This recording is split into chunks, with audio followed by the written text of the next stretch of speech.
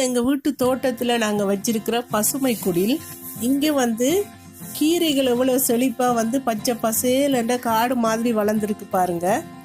நான் வந்து இந்த குடிலில் வந்து கீரைகளை விதைக்கையில் இது போன வருஷம் வந்து வச்சிருந்த கீரைகள்லேருந்து விழுந்த விதைகள் வந்து முழுக்களுமே எல்லா இடம் பரவி இந்த முழு இடத்தையுமே நிரப்பிட்டு இங்கே வந்து கீரைகள் ஃப்ரெஷ்ஷாக கிடைக்காது எங்களுக்கு. அதனால் வந்து இந்த கீரைகள் வளர்ந்தது சந்தோஷம்தான். ஆனாலும் நான் இதில் வந்து வச்சிருந்த தக்காளி, கத்தரிக்காய், மிளகாய் இது எல்லாத்தையுமே இந்த கீரைகள் வளர விடாமல் பண்ணிட்டு இதில் நான் போட்டிருந்த கத்தரிக்காய் செடி அதே அளவுலேயே இன்றைக்கும் அப்படியே நிற்கிது.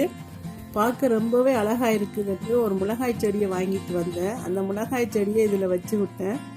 அந்த மிளகாய் செடியையுமே இந்த கீரைகள் வந்து அப்படியே மூடி விட்டுட்டு ரொம்பவே அழகாக இருக்கும் இந்த மிளகாய் பழங்கள். இந்த கீரைகள் அதை மூடினதுனாலே அது வந்து அதுவும் ரொம்ப வளர இல்லை.